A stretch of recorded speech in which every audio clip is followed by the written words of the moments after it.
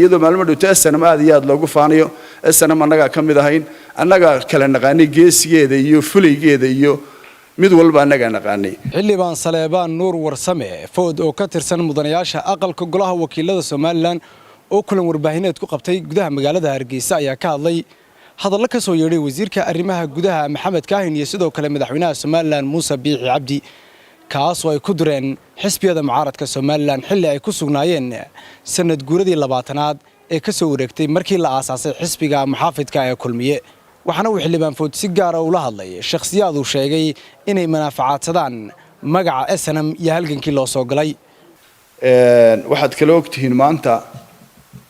aan rabaa inaan isdul taago shirkii xisbiga kulmiye sanad guuradiisii 20aad uu qabtay waxaan arkayay wasiirka arrimaha gudaha Maxamed Kaahin oo ka hadlaya arrimihii xisbiyada mucaaradka sidaynu ogeyn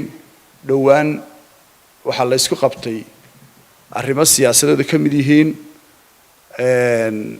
in xisbiyada siyaasaddu xisbiyada mucaaradku ay qabsadaan si gaar ah ay u qabsadaan khilaaf yimi awgii si gaar ah ay u qabsadaan oo Maxamed Kaahin maanta ka hadlayay sidaynu ogeyn waxa la ogaa markay ay dhiin maynaga dhamaato in la isu yimaado wada hadal Soomaaliland waxay ku ilma dhashay oo ku wanaagsaneed oo nabadgelyada ku soconaysay isu tanaasul iyo wada hadal xisbiyada mucaaradku waxaan arkayay inay dadaaleen oo ay ku qanceen madaxweynaha kulankii madaxweynaha iyo intii la joogtay oo soo jeediyay in la isku yimaado 18 May waxaynu sugaynay markaa maanta xisbiga kulanka xisbiga maanta yeeshay sanad guuradiisa madaxweynaha iyo wasiirka arrimaha gudaha inay si wanaagsan uga hadlaan oo ay dul maraan maadaama ay arrin soo dhaweyn inoo taalay iyo wada hadal inay si fiican u soo dhaweeyaan oo hadallo wanaagsan inooga soo baxo ummadda reer Soomaalilandna ee warwarka badan hayana si maaragtay ay u dareemaan wada hadalkii inuu bilaabmayo oo leeyahay maanta iyo bariya saad dambe inuu bilaabmo runtii laguma guuleysan arrintaas waxaad moodaysay in si kala loo dhigay waxaad kale arkaysaan wasiirka arrimaha guduhu wuxuu ka hadlay ka eedeeyay labada xisbi isbahaysiga xisbiyada mucaaradka inay la shaqeynayaan ama u socdaan federaalka Soomaaliya arrintaas oo markasta ah arrin soo noqnoqotay oo had iyo goor waxay uga jeedaan xisbiga kulmiye ama hogaanka xukuumaddu aynaan ilaa iyo fahmin waxayna xasuusin kartaa arrintaas 1994 arrintii dhacday ee beelaha Soomaaliland ka mid ah oo beeshii garxasis lagu eedeeyay dagaalkeenu loo bixiyay Maryaalowlka halka ka dhacay waxa lagu ololeynaya ama ummadda lagu leynayay federaal bay qaateen oo Soomaaliya u socdaan ayaa lagu leynayay waxaad moodaa in taariikhdaasi xasuusinayso maanta inuu mar labaad Maxamed Kaahin xasuusinayo arrintii ummadda reer Soomaaliland madaxa la isugu geliyay ummadda walaalaha isku deegaanka isku dhaqanka sida nabadgelyada ku wada nooleed la isugu dhiibay xabadda iyadoo ujeeddo gaar ah laga lahaa waxaad moodaa tiinu maantana haddana ayna xasuusinayaan oo taas waxayna xasuusinaysaa wasiirka arrimaha gudaha markaa waxa ahaa madaxweynaha maanta Muuse Biixi Cabdi ayaa ahaa Maxamed Kaahin waxa taliyaha qaybta gobolka Togdheer ama magaalada Burco qaybta la yiraahdo qaybta ciidanka ee qaybta 12aad ayuu taliye Maxamed Kaahin ahaa waa taariikh loo yahay markaa waxay la tahay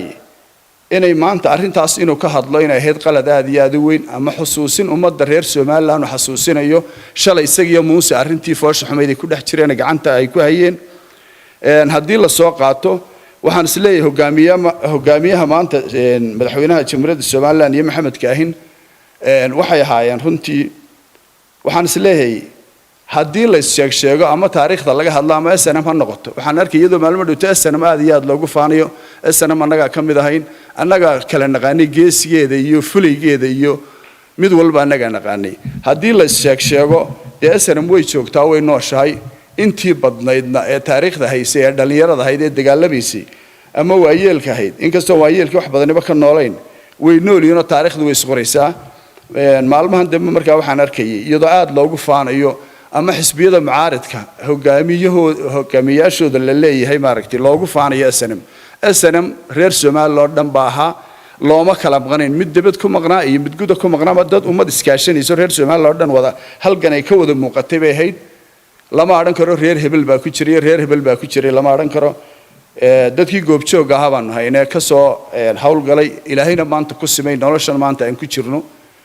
ilaahay baana ugu mahad celin maanta inaanu nooleeno ka hadlayno taariikhdii aan soo qaadan karno ilaa 4 ama 2 kiiba aan soo qaadan karno maanta maalin walba halkay ku noolayd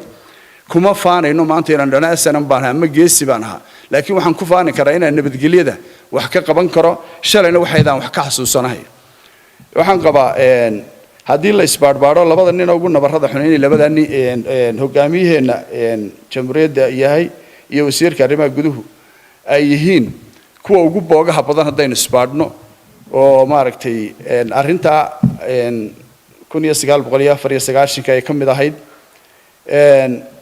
hogaaminta maanta iyo shalayto siday siyaasadda ku dhacday ama siday kursiga ku fuuleenna ma ahayn hogaamin ama siyaasad ka soo jeeda madaxweyne Muuse Bixi waxay ahayd heshiis laba beelood ayay ku fuuleen sidaynu ognahay ayay kursiga ku fuuleen waxaan isleeyahay maanta intay garanayeen way dhaaftay waayo qof waliba taariikhdiisa iyo siyaasaddiisu waxay leedahay meel calaamad ama target bay leedahay waxaynu aragnaa maanta lafdhabartii komishinka doorashooyinka oo la baabiyay ururada siyaasadda oo had iyo goor sanka la iska gelinayo ama looga hanjabayo ama la leeyahay mar walba ururadu way furan yihiin marka waxaad moodaa inay siyaasadii ka luntay waxaan oran lahaa madaxweynaha iyo wasiirka arrimaha guduhu warwaydinka intii ay garanaysan way dhaafteen ummadda ku soo celiya oo doorasho qabta xor iyo xalaala halka ay idin la dhaafin wixii halka ka dhaafaa oo intaynu isla garanaynay inagu weeyii intaana maanta ummaddu uma baahna intaynu naqaanay inagu haddii ay noqoto mujaahidnimo waxaan isleeyahay waxa Ilaahay nasiib u siiyay Maxamed Kaahin iyo Muuse Bixi iyo madaxweynaha hore Jamhuuriyadda Soomaaliland madaxweyne Siilaanyo waa nimankii ugu nasiibka badnaa mar horena waan sheegay intay soo halgameen ama halgankii dheeraa dhexda soo mareen haddana Ilaahay taladii baanta wadanka Soomaaliland gacanta u geliyay waxay si sharaf leh iyo taariikh leh tii hore say ugu nabaan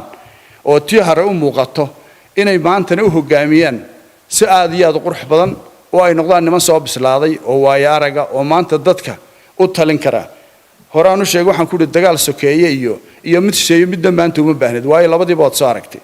waxay maanta hogaamin sax inay maanta xeerfoodin ku meereystaan ama komishinka maanta burburiyaan ama idhaan federal ba loo socdaa midna meesha kuma jirto laakiin waxa arkaa siyaasad gaabnaantooda oo halka meel dhaanto ay qabtaan baanay garanaynin baan isleeyahay waa cidda quree maanta mujaahidiintii haddii ay mujaahidiin jirto waxaan arkay dad badan oo ka hadlaya mujaahidiin baa dhaawacman qaar ba sidaan wax loogu qaban maanta mujaahidiintu hadday u baahnayd wax la qabto labada madaxweyne isbedeliyo wasiir arrimaha guduhu lafdhabartii mujaahidiinta ahayn maanta waxaan kuwa agoomaha iyo kanaafada iyo ka shaqo doonaya iyo ku wax soo bartayba intaba maanta kuwii garab gali lahaa bay haayeen laakiin waxay noognayn inaan waxba u qaban waaragteen mujaahidiinta habeen walba TV baa laga wareysanaya maalmihii aadka ay soo mareen bay ka sheekeynayaan laakiin waxba waa sheeke iyo bari un bay noqotay xafiisyadii Sooyaal siday noognahay waxa qure ay u heleen xafiisyo wax la yiraahdo oo gobolada ku yaala kuwii inta badeed waa leeybiye way wada socdeen kulligood waa leeybiye waxaan u maleeyay inta hadda soo hadhina qubuuray og yihiin xafiisyo qalabaysan oo dadka taliyo uma eka laakiin waxay u eegyihiin meel qubuura kale u eegyihiin hadday markaa cid wuxuu qabanayso mujaahidiintii dhalinyarada hay'adda soo halgantay ee naafowday ee agoomowday cid kastaba hadday ahayd waxay cidii wuxuu qaban lahayd laakiin taariikhay maanta ay ku leeyeen mujaahidiintaasu labada madaxweyne iyo wasiirka arrimaha gudaha iyagana midna ma hayno marka waxaan leeyahay maanta Soomaaliland waxay u baahan tahay madaxweyne isku wad leh waxay u baahan tahay madaxweyne aan ficil lahayn oo aan qof iska celin lahayn waxay u baahan tahay madaxweyne aqoon hogaamineed leh maanta wadankeenu wax soo saar ma laha maanta madaxweynahaynu dooranaa waa inuu noqdaa madaxweyne yaambada qaata ama qaata mandaraqa iyo oo yiraahdo waxbay noqdaan madaxtooyada fariisanaan ka talino reer hebel muxuu yiri reer hebel muxuu yiri iyo xisbi hebel muxuu yiri aan aranay waxaynu u baahannahay madaxweyne dalka wax soo saarkiisa dadka horumariya waxaynu u baahnay madaxweyne aqoonsi raadiya waxaynu u baahnay madaxweyne dadka isku wadi kara inta markaan ku dhaafo ina cigaal bay waxaan arkay madaxweynihii hore Ilaahay u naxariisto Maxamed Ibrahim Cigaal ayaa wuxuu yiri dalkeena dawlad ma nihin buu yiri reeraynu nahay buu yiri waxaanaynu ku sameynay buu yiri in yaro intuu cirka qori aakay u taray aanoo reer hebel ayaa ila hadli kara waa taariikh uu yiri madaxweynaha Ilaahay u naxariiste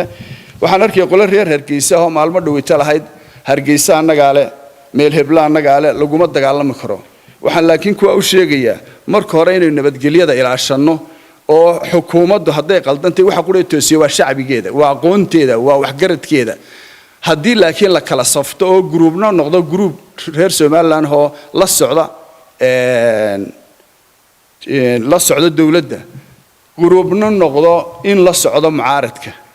horta waxa weeye wax ku dhismaan ama wanaag inoogu dhamaanayo maaha taasu waxa loo baahan yahay midnimo waxa loo baahan yahay in la isu tanaasulo waxa loo baahan yahay dadku inaanay kala raacin cid ay saysan inay kala raacin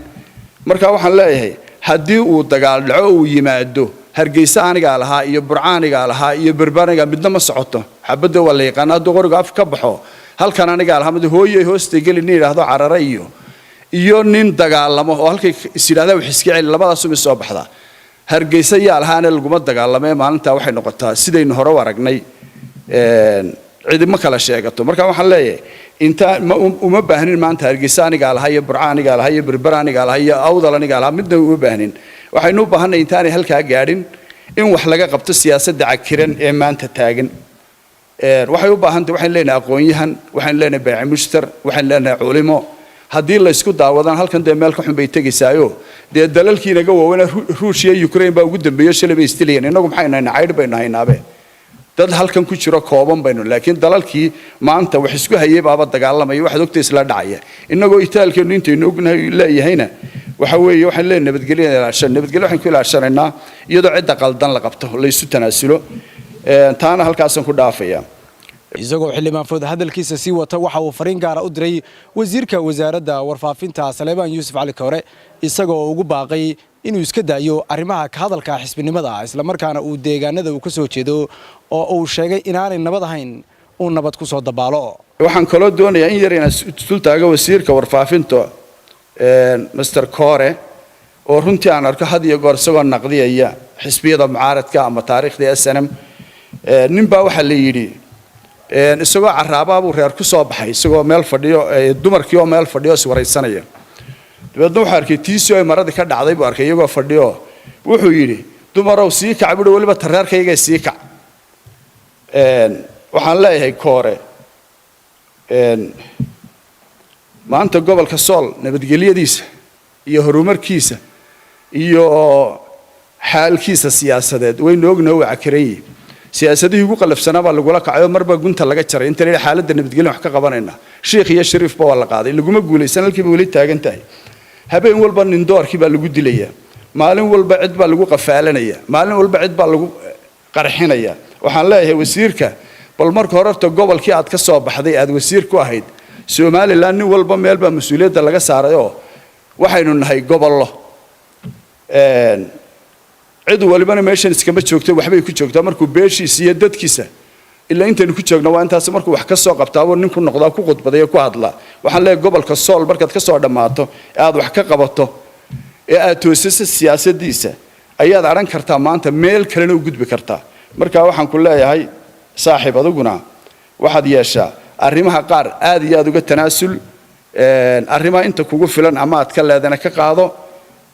arrimo maaragtay taariikhdooda aan aad gaadhin ama aad ka sheekeen karina afhayeen ha u noqono mahmaah kala tiraada adigoo malxiis jecel waxa kaaga magac run adigoo mid guursada waxaan leeyahay adigu wasiirnimada wasaaradda warfaafinta iyo gobolkaaga ku ekow iyo wixii la qabad laakiin wixii carqalad iyo siyaasad iyo Soomaaliland iyo xisbiga ku saabsan ee dactuurkooda aad ku jirto adigana iska baxbaan intaasan tala ku siin lahaa aad iyo aad baa mahadsantiin salaam calaykum waraxmatullaahi wabarakaatuh